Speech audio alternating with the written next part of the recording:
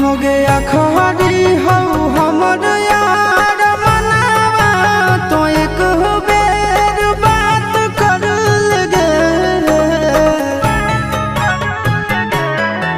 हो गया खरी हो हमर यार मनावा तो एक बेर बात कर लगे। हो गे सोना यारवा हो भरती पटनवा में आके मुलाकात कर लेगे।